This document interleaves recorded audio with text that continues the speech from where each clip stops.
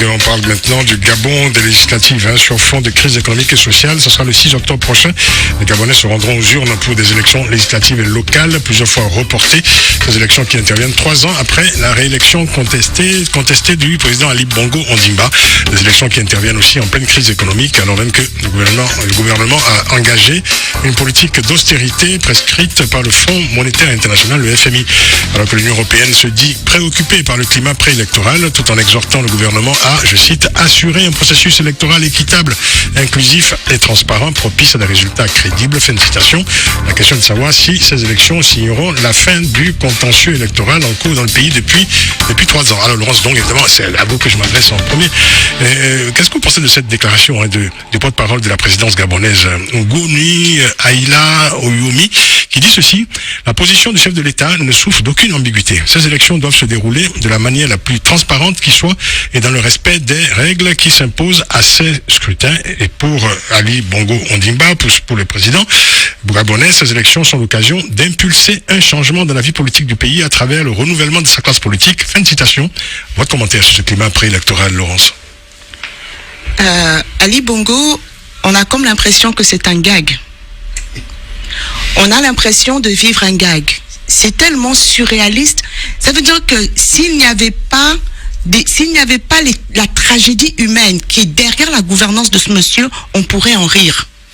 Parce que quelqu'un qui arrive au pouvoir par des élections trichées en 2009, en 2016, nous avons la preuve, lui-même a fait venir les observateurs de la mission d'observation des élections de l'Union européenne qui a rédigé un rapport qui témoigne que cette élection a été fraudée. C'est lui qui parle d'élections transparentes. Et de quoi s'agit-il en réalité lorsqu'il dit que ça va renouveler la classe politique? C'est le journal Afrique Intelligence, Afrique ou Afrique Intelligence qui a sorti un article pour dire, et la lettre du continent l'a repris d'ailleurs, que comme ils ont l'habitude de faire, ils ont la machine électorale en main. J'ai pas le temps pour tout expliquer, mais ils ont la machine électorale en main. On a à la Cour constitutionnelle toujours la belle-mère d'Ali Bongo qui est là, je signale, depuis 28 ans. C'est elle qui doit valider les élections. Et ils viennent de nous pondre une merveille, c'est que maintenant, il y aura une caution pour introduire un recours. Il faut payer, oui, désormais. Il faut une caution non remboursable qui va de 500 000 francs CFA à 5 millions selon l'élection. Donc, quand on a déjà du mal, on doit payer une caution pour être candidat. Maintenant, pour saisir la Cour constitutionnelle, il faut encore une autre caution. Ça, ils viennent de tuer le recours. C'est pas une caution, il faut payer, tout simplement. Oui, il faut payer. Ah, oui. Il faut payer puisque la caution est non remboursable. Oui, donc, il faut payer. Et donc là, ils viennent de tuer le recours. Ce régime n'a pas la capacité d'organiser des élections transparentes. Ils ne le veulent pas, ils ne le peuvent pas. Ils savent qu'ils sont indésirables. Pour preuve, nous avons le climat. Vous parlez d'une crise sociale, mais elle est tout aussi politique. Je vous signale quand même que le Gabon, c'est un pays qui n'a pas d'Assemblée nationale depuis 5 mois. Depuis 6 mois, ils gouvernent sans Assemblée nationale. Du jour au lendemain, ils l'ont dissoute. Et puis la vie continue. Et donc là, en ce moment, au niveau du climat social et politique, il n'y a eu aucun geste d'apaisement. Lorsqu'il a convoqué son dialogue après l'élection volée, ils ont tenu ce dialogue en avril-mai 2017, on parlait de prisonniers politiques qui devaient être libérés. Il y a 3 semaines, Ali Bongo donne une interview à la télé, il dit il n'y a pas de prisonniers politiques au Gabon. Donc, tous ceux qui sont reconnus comme des prisonniers politiques, il n'y a pas de procès pour eux et ils sont toujours détenus. Donc il n'a posé aucun acte pour détendre le climat. L'opposition ira quand même à ces élections, hein. Toute l'opposition ou une partie de l'opposition? Ça, c'est un autre sujet. Toute l'opposition n'ira pas. C'est un sujet très important. Parce qu'on est quand même dans une période, disons, où le contentieux post-électoral n'a toujours pas été vidé. Le contentieux n'a pas été vidé, mais je vais revenir aussi, je vais finir avec l'aspect social pour ne pas perdre ce que j'ai à dire. Aujourd'hui, sur le plan social, on voit bien que les salaires des fonctionnaires sont coupés. Ce qu'ils ont fait pour semer la zizanie, c'est que certains fonctionnaires ont leur salaire et d'autres pas. On ne sait pas sur quels critères. Avec cette histoire de bon de caisse où le patron doit signer, le responsable hiérarchique doit signer une lettre de présence au poste pour qu'on vous donne votre salaire, aujourd'hui ils en profitent pour punir les syndicalistes. Donc, qui n'ont pas leur salaire, qui n'ont pas de certificat d'attestation au poste alors qu'ils sont là, ça devient de la chasse à l'homme et on donne ces documents à la tête du client. Marie-Sylvie Arvois Kenenge qui est au ministère de la Justice parce qu'elle dénonce des choses, elle n'a pas son salaire. Ça, c'est un fait. Au niveau de la Caisse nationale de sécurité sociale, les retraites ne sont pas payées. Le directeur général, c'est la cousine germaine d'Ali Bongo, qui aujourd'hui se croit au-dessus des lois et introduit une procédure de licenciement contre le responsable du syndicat. Et on voit bien que là, il n'y a rien qui va pareil. Il y a 6 syndicalistes du secteur pétrolier qui ont été licenciés. C'est terrible. Il n'y a de l'apaisement nulle part, mais ils vont du principe que ces élections vont apporter l'apaisement. Ce n'est pas possible. Elles vont remettre de l'huile sur le feu. Un mot sur cette situation gabonaise, Pierre Tavares. Ce que dit Mme Dong est réel. Bien évidemment, comme démocrates et républicains, nous sommes obligés de plaider la cause qu'elle défend. Ça, c'est le premier point. Le second point, me semble-t-il, et je l'ai souvent répété ici, je crois qu'il faut organiser les oppositions africaines pour qu'elles préparent les éventuelles alternances. C'est là tout l'enjeu. Et il ne me semble pas... On peut en dire autant pour la RDC, par exemple. Voilà, exactement. Et je crois que c'est ça qui est fondamental. Il faut que les oppositions africaines, nos oppositions, soient capables de se projeter dans l'avenir, et puis, quand elles arrivent au pouvoir, être capables d'améliorer les institutions, parce que c'est l'opposition qui fait la démocratie. Or, je vois dans pas mal d'oppositions africaines, beaucoup de défaillances.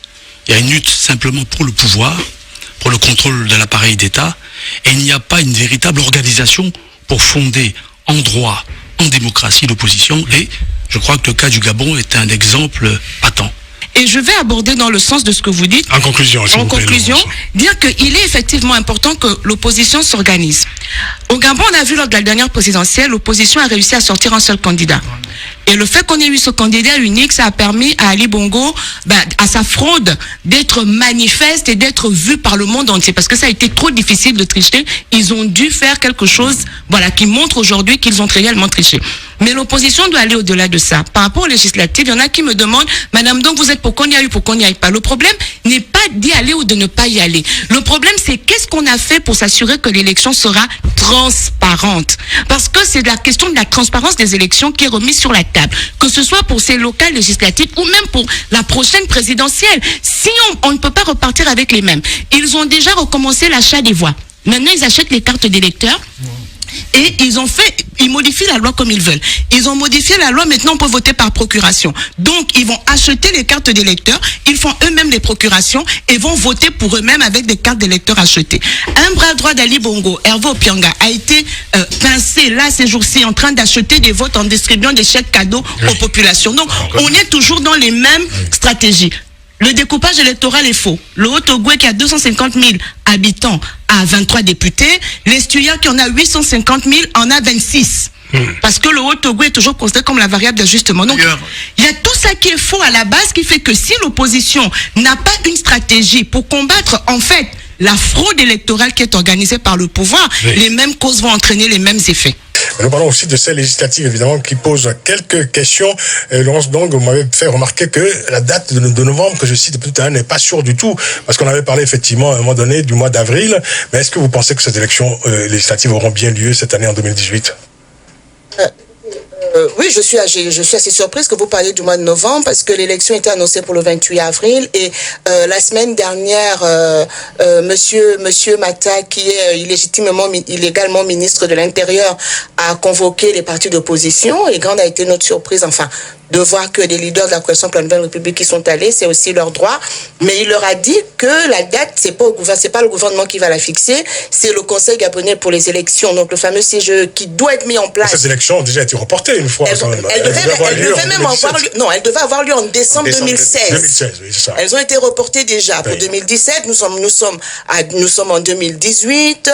C'était pour avril et là, nous apprenons là sur ce plateau que c'est maintenant pour novembre. Mais bon, qu'à cela ne tienne, ces gens-là sont des hors-la-loi. Ils ne respectent absolument rien. Ils ont un seul objectif, c'est conserver le pouvoir. Et ce pouvoir, ils ont montré qu'ils sont prêts à le conserver, même s'il leur faut décimer l'ensemble des Gabonais. Parce que leur priorité, c'est de détourner l'argent du Gabon pour leur bien personnel. C'est tout. Donc, quand on nous dit que, oui, il ne faut pas boycotter les législatives, il y a une différence entre boycotter les législatives et empêcher qu'elles se tiennent. Il y en a qui disent, oui, le boycott n'a jamais payé et l'élection a donné quoi ? Les gens parlent comme si nous sommes à la 2e, à la 3e. Nous sommes à 28 ans d'élections volées. C'est depuis 1990 qu'on aurait dû avoir la démocratie. 5 élections présidentielles volées, 4 élections législatives volées. Il ne faut pas qu'on nous fasse croire que subitement ceux qui volent des élections, toujours de manière sanglante, vont tout à coup subitement pour cette élection législative devenir des enfants de cœur et laisser l'opposition remporter des postes. Et vous avez entendu le journaliste. Il y en a qui disent oui, le boycott n'a jamais payé. Et l'élection a donné quoi? Les gens parlent comme si nous sommes à la 2e, à la 3e. Nous sommes à 28 ans. 28 ans d'élections volées. C'est depuis 1990 qu'on aurait dû avoir la démocratie. 5 élections présidentielles volées, 4 élections législatives volées. Il ne faut pas qu'on nous fasse croire que subitement ceux qui volent des élections, toujours de manière sanglante, vont tout à coup subitement pour cette élection législative devenir des enfants de cœur et laisser l'opposition remporter des postes. Et vous avez entendu le journaliste. On va continuer d'en parler des législatives, mais on va donner la parole à Abel Mimongo parce qu'on va devoir le libérer. Il est avec au téléphone depuis Libreville, journaliste au quotidien gabonais L'Union. Abel Mimongo, comment vous réagissez? Parce que imaginez un scénario qui veut que l'opposition aille aux élections, aux législatives. Elle y va. Elle va remporter le nombre de sièges que peut-être le parti au pouvoir lui donnera. Ah ben c'est vous qui le dites, ça. Oui, non, je dis, c'est comme ça que ça se passe. En tout cas, très bien, c'est pas bien. Très bien. Voilà. Et donc, c'est le pouvoir qui décide le nombre de sièges qu'on accorde à l'opposition. Voilà, c'est intéressant. Le nombre de sièges. Ça, c'est vraiment le scénario le plus probable. Donc, c'est le pouvoir qui décide le nombre de sièges qu'on accorde à l'opposition. Voilà, c'est intéressant. Ça, c'est vraiment le scénario le plus probable. Donc, c'est le pouvoir qui décide le nombre de sièges qu'on accorde à l'opposition. Voilà, c'est intéressant. Ça, c'est vraiment le scénario le plus probable. Il a dit, pour quelqu'un qui travaille dans un organe de presse noyauté par l'État, dire que l'État, le pouvoir donnera les sièges qu'il veut à l'opposition, parce que c'est ça la réalité.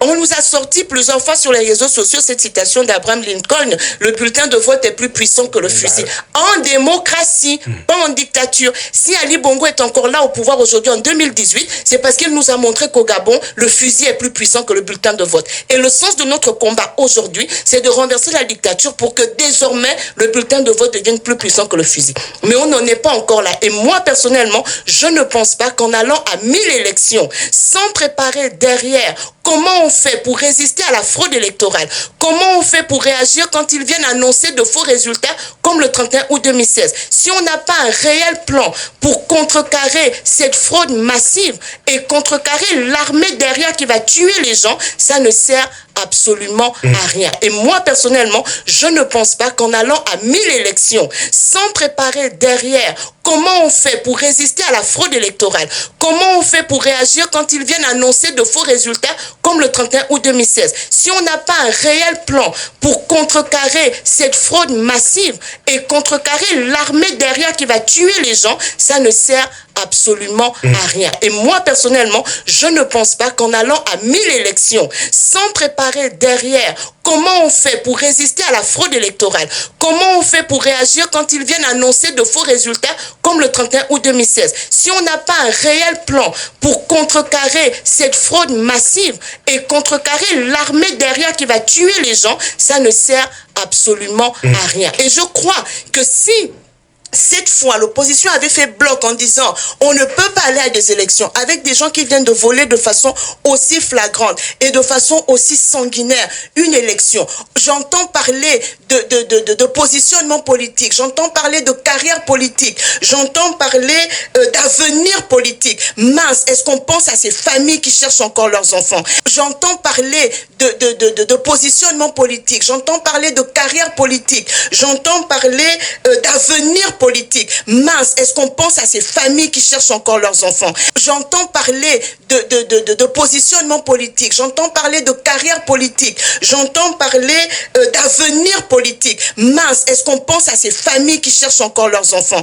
Est-ce qu'on pense à ces femmes qui ont été violées, qui se plaignent et qui m'envoient des messages chaque jour sur mon compte Facebook, sur ma page? Est-ce qu'on pense à ces gens? On ne parle pas de la mutinerie à la prison de Libreville. Il y a eu près de 130 prisonniers qui ont été tués la nuit du 31 août, dont des mineurs. Il y en avait un de 17 ans. Son père m'a écrit, il est en dépression. Est-ce qu'on pense à ce peuple? Ils vont aux élections. élections, qui ira voter? Vous pensez vraiment que les Gabonais aujourd'hui, c'est juste de leur dire de repartir voter avec le même régime, avec les mêmes institutions, avec à la tête desquelles on a les mêmes personnes? Il faut quand même à un moment donné qu'on soit sérieux. Ils vont aux élections, qui ira voter? Vous pensez vraiment que les Gabonais aujourd'hui, c'est juste de leur dire de repartir voter avec le même régime, avec les mêmes institutions, avec à la tête desquelles on a les mêmes personnes? Il faut quand même à un moment donné qu'on soit sérieux. Ils vont aux élections, qui ira voter? Vous pensez vraiment que les Gabonais aujourd'hui, c'est juste de leur dire de repartir voter avec le même régime, avec les mêmes institutions, avec à la tête desquelles on a les mêmes personnes? Il faut quand même à un moment donné qu'on soit sérieux. Moi, je suis du côté du peuple et qu'ils fassent leurs élections, que ceux qui veulent un avenir politique aillent pour leur avenir politique. Mais le peuple gabonais ne suivra plus. Le peuple va suivre sa propre voie. Moi, je suis du côté du peuple et qu'ils fassent leurs élections, que ceux qui veulent un avenir politique aillent pour leur avenir politique. Mais le peuple gabonais ne suivra plus. Le peuple va suivre sa propre voie. Moi, je suis du côté du peuple et qu'ils fassent leurs élections, que ceux qui veulent un avenir politique aillent pour leur avenir politique. Mais le peuple gabonais ne suivra plus. Le peuple va suivre sa propre voie. Moi, je suis du côté du peuple et qu'ils fassent leurs élections, que ceux qui veulent un avenir politique aillent pour leur avenir politique. Mais le peuple gabonais ne suivra plus. Le peuple va suivre sa propre voie. Mes chers compatriotes, chers amis, le 25 juin dernier, je vous ai annoncé la candidature de Bongo Ondimba Ali, l'usurpateur en chef du système que nous allons faire tomber dans les urnes. Le 25 juin dernier, je vous ai annoncé la candidature de Bongo Ondimba Ali, l'usurpateur en chef du système que nous allons faire tomber dans les urnes. Je vous avais même indiqué que, prisonnier du camp dont il sert les intérêts, le camp aujourd'hui, le clan piloté par Sylvia Bongo Valentin, par Noureddine Bongo Valentin, avec l'ensemble des imberbes qui composent ce que les gens appellent la Young Team, et que moi je désigne par l'incompétence et l'arrogance team, ainsi que la légion étrangère qui les accompagne. Aujourd'hui, Bongo Ondimba Ali est prisonnier de ce clan.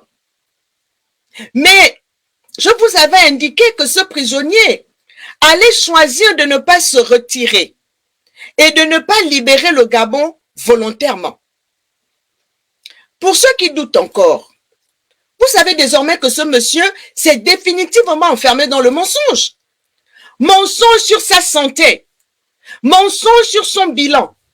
Et nous voyons même qu'il est tellement conscient de son échec qu'il n'a plus rien à proposer au Gabon et se contente de parler de son ambition pour le Gabon sans la définir ou lui donner un cap.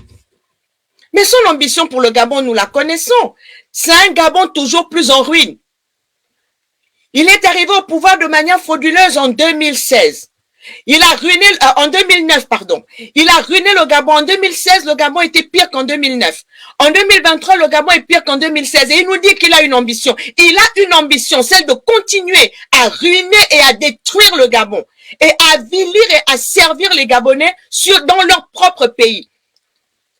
Personne n'a oublié que depuis 2009, Bongo Ondimba Ali est arrivé par effraction à la tête du Gabon.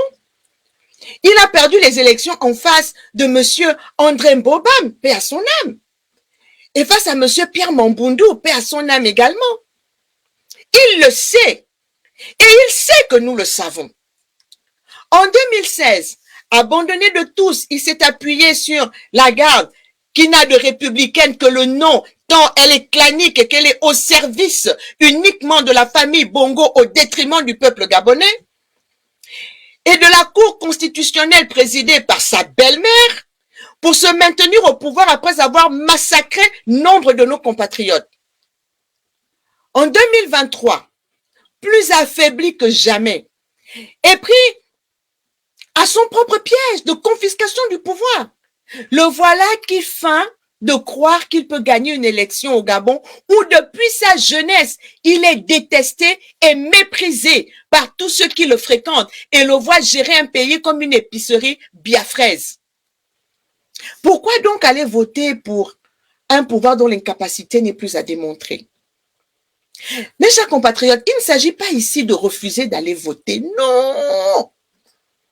Mais bien au contraire, il est question de voter massivement contre eux.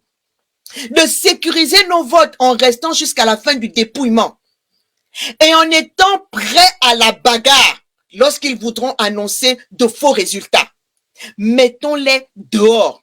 S'agissant des enjeux de cette élection, Debout Peuple Libre est clair sur ce point. Nous avons appelé tous les Gabonais à s'inscrire massivement sur les listes électorales et nous avons salué leur mobilisation et nous la saluons encore aujourd'hui. Nous sommes dans une lutte et nous devons nous battre sur tous les fronts qui s'ouvrent. L'élection, c'est un front qui est ouvert. C'est un front qui est ouvert par la Constitution. Ne pas aller à l'élection, c'est déclarer forfait. Ça veut dire donner directement la victoire à l'autre. Or, nous ne pouvons pas déclarer forfait. Même si nous savons que l'arbitre est du côté de l'autre équipe, nous sommes obligés d'aller combattre.